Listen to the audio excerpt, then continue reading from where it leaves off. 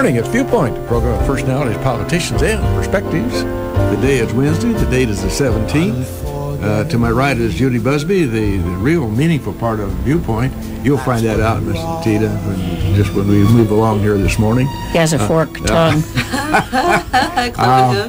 An interesting guest we're going to have with us this morning very shortly. But I have some kudos that I want to talk about this morning. First and foremost, right over here, looking right straight ahead over here, to Emden. All these, we talk about this all the time, and I think that's a good thing because that's the strength of our county, to having these little communities and villages in our community that do these great things. They decided to have some new businesses and so forth over at Emden, and they got together over there and put a little deal on last week, I guess.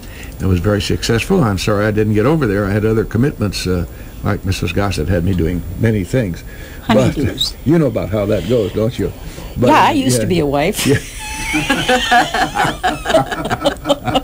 I tried that. Well, what I was referring to really is watching me get my marching order. Oh, I thought you were making reference to my 56 years of service as a wife. It was a long time. Yeah, no kidding. Well, anyway, seriously, those they got together and they put on a little shindig over there. So congratulations to the folks over there at Emden.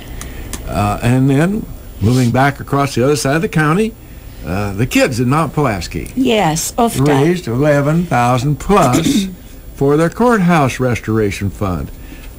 Great, I forgot, young folks. I forgot now the grades. I thought it was 4. Yeah, is that right, Jim? Yeah, they were young. I mean, not over in the 6th or 7th grade or anything, no.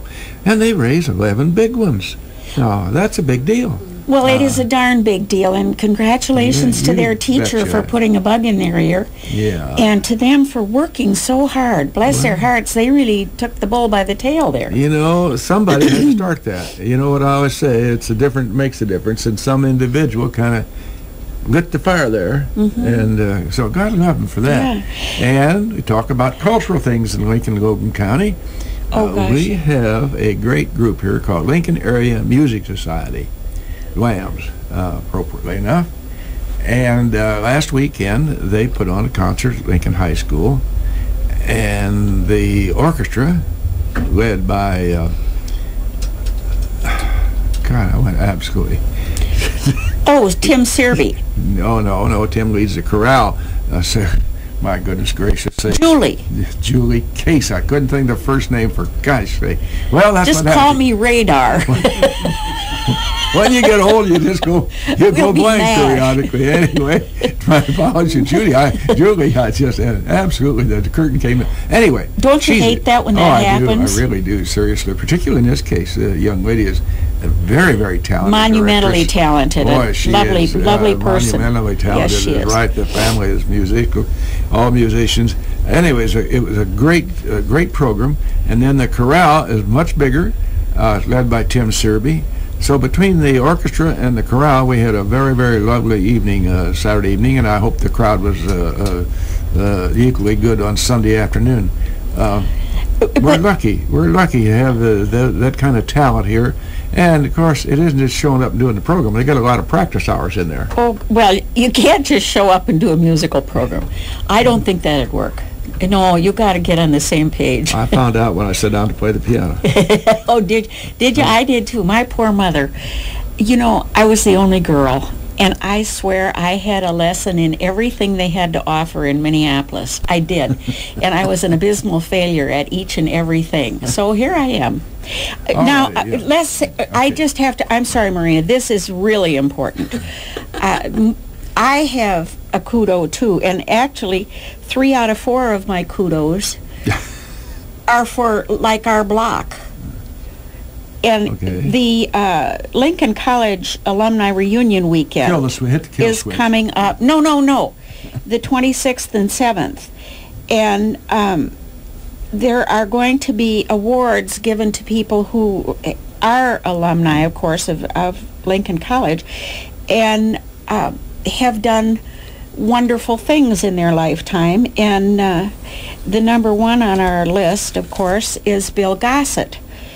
And he was an alumni. Now he's immediate past alumni of the board of Lincoln College. Soon to be. Soon to be. And Bill does more good for more people than, honest to Pete, anybody I know in the greater Lincoln area. And he will be receiving an award along with Coach Chuck Lindstrom, who lives in our neighborhood, right behind us, and with Professor Emeritus Paul Beaver, who lives right down the street, and Addie Harmon. And I think I'm just terribly proud of all four of them. And Bill, to you, I'd like to say congratulations and thank you from the bottom of my heart for being you. That's just the way I wrote it, Jim. That's not true.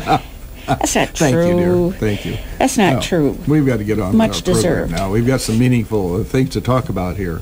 So I'm going to let you go ahead and introduce our guest. Yeah, Morena, Tiede. How was I on that? Perfect. Pretty good. Oh, hot dog. Is with the Secretary of She's not State's bad for office. She's the regional coordinator for organ donation for this region, obviously. She lives up in Normal, Illinois. And there was an old song about I've looked at life from both sides now. Well, you certainly have. Not only do you go around preaching the value of organ donation, but you have a child who is an organ recipient. That's right. So you know firsthand, you're just not talking the talk, you walk the walk, don't you? That's right. That is right. You know, before I even realized that this month was Organ Donation Month, Bill and I were talking about things that we find of interest, and I said, you know, for a long time there was much talk about organ donation, and I hadn't heard much about it for a while, and I wondered, you know, what was happening. I can remember sitting with friends one night and we were all signing one another's driver's licenses that we'd like to be an organ donor. I mean, when you're gone from here, if there's anything left that's worth anything, somebody might as well get some use out of it. Let's talk in the beginning, Morena, please and thank you, about your experience, your personal experience with organ donation. I had not really thought much about organ donation outside of just signing the back of my license and being young at the time and not really thinking about my own death. It was just an easy thing just to sign and say, sure, whatever, this is not something that I really need to concern myself right now, but, you know, go ahead. And then when my first daughter was born in 2000, she seemed quite healthy.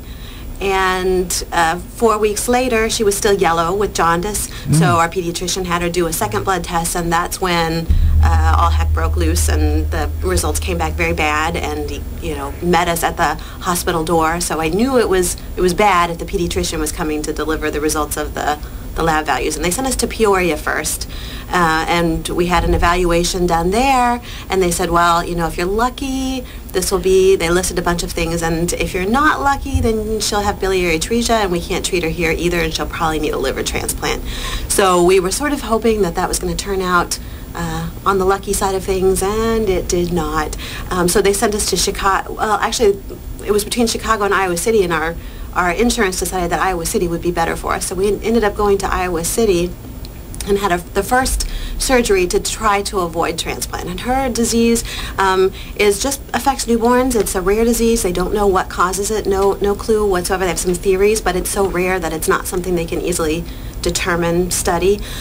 So we went to Iowa City where they tried to restored bile drainage, because that was the problem, is that for some reason her liver cells were attacking all the bile ducts in her liver, so none of the bile was draining out. So essentially her liver was just stewing in its own bile. So they tried to reattach some drainage to get that bile out of there.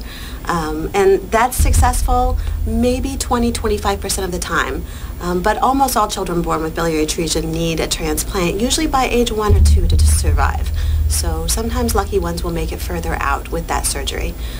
But she was not one of the lucky ones, again. And you got the short straw a lot of times, didn't you? So we ended up going to Chicago for the liver transplant itself. And we... How old was your youngster at the time, dear? She started being pretty much always hospitalized at about age 7 months. And then she was transplanted when she was a year old. So just after her first birthday, she was transplanted. But she had been staying in the hospital full-time, in isolation actually, because she had managed to contract a couple of antibiotic-resistant infections, so she wasn't allowed to leave the room, and everyone had to gown up when they came in. How long was your actual wait time once you applied for the donated organ? I think they finally decided at about 6 months, 5 months maybe, that the surgery was not successful, so they went ahead and listed her at that time. And so it was about a 5 or 6 month wait. So that tiny person is now a teenager. She's 12 now. She will be 13 in October. That's interesting. And how is she? She is doing wonderfully. Fantastic.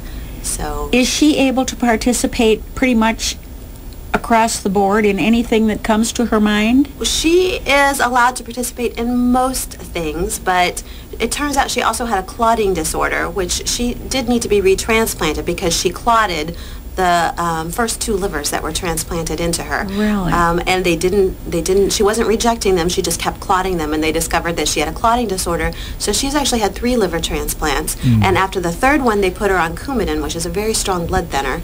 And so she can't participate in contact sports, but otherwise she can do whatever her heart desires. Well, there's a lot to be done in this world outside of athletics. There are, and Not she has many. my coordination, so this is really, she's not This missing wasn't out. an issue then. No, it was I'm not. going back to the time when your daughter had this, an infant. Does that mean that another infant had to give up a liver? Or can they take adults? How does that work? Can you carve a liver up a little bit and reduce it in size? You can. The liver has 2 lobes, the left and the right lobe. So with her first transplant, actually the donor was able to give to 2 different people. She took the smaller lobe, and then an adult took the larger lobe. So one donor actually, the liver was split and sent to 2 different recipients. Isn't the liver one of the organs who kind of regenerates? Completely regenerates, yeah. So, It's fascinating.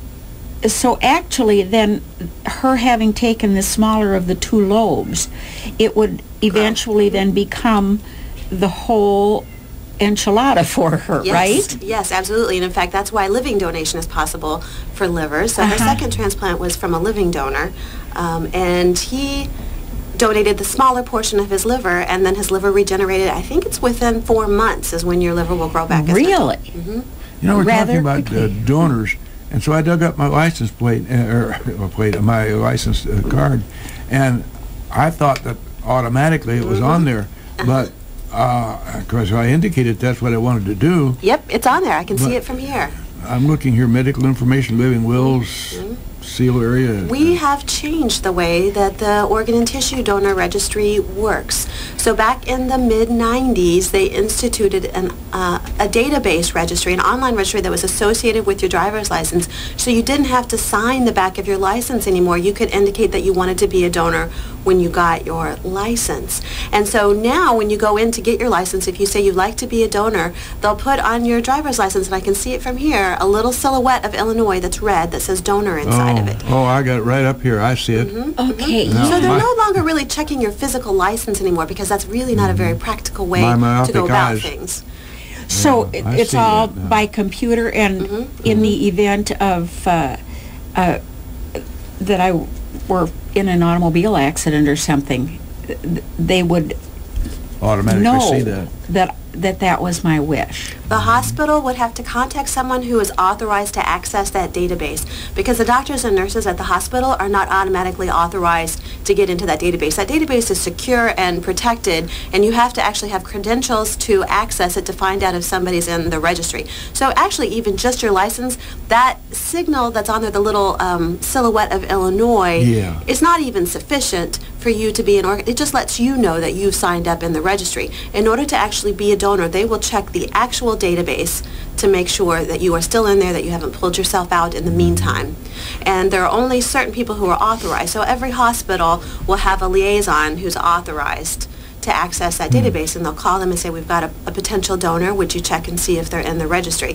And so they'll call up, they'll give their credentials, and that database is stored in the Secretary of State's building. So where the state police are, there's always somebody there manning that computer that has the database in it, and they'll check and see if you're in it, and that's... But I'm sitting here thinking there's an element of time involved here, and I presume, in the old expression, time is of the essence. Yes. But in order, let's say something happened to me and my wishes are going to be carried out. It seems to me like I'm hearing you to say it's going to take a little bit of time to verify that that's indeed what I wanted. They move pretty fast. They've got the system streamlined pretty well. So Well, they'd have to move pretty fast. I mean, you can't just hang around. That's right. That's right. Now tell me about the incidence of donation. Is it on the rise or on the wane? What would you say by your experiences? You know, the best people to answer a question like that would be Gift of Hope, which is the organ procurement organization around here. I think that we're on the rise, but here's it depends upon what you're talking about. If you're talking about organ donation versus tissue donation versus cornea donation, so organ donation can be a bit tricky because only about 1% of deaths occur in such a way that somebody could be an organ donor. So if you happen to die in a way that could allow you to donate your organs, it's so fantastic, and it's such almost like a miracle that you can donate your organs and give them to somebody else so that their life will be saved. Yes. It's much easier to be a cornea donor or a tissue donor, and the need for those is rising. So I think that for those donations that they're on the rise. Organ donation is somewhat limited just by, you know, when you're in the hospital, when you're taken to the hospital, you've had an accident, they're going to be working to save your life. That's the very first thing that they're going to be doing. Yeah. So it's somewhat limited by, you know, whether or not the way that you've died and all of the actions that were taken to save your life, whether or not your organs are still in any shape to donate. And if they are, oh man, I so hope I go that way. I so hope I do. Well, really. Well. Yeah. You may as well hope you do, right, because you can do so much good, right, really, for so many. Right. It's a no-brainer. Right. It's an absolute no-brainer. Why wouldn't anybody want to give whatever is salvageable, right, from their bodies to help somebody else out? Right. I mean, it's just I can't imagine anybody would say, "Oh, I don't want to do that." But they do. They do. So I think the statistics are, when they did a survey recently to find out people who support organ donation, it was maybe like 85–90% of people said, yeah, organ donation is a great thing. But only about 51% of the population is actually in our organ tissue donor registry. Well, I'm rather amazed that it's better than half. Yeah, and that is better than the national average, actually. So Illinois does do a little better than the national average. Well, it's nice to know Illinois is better at something.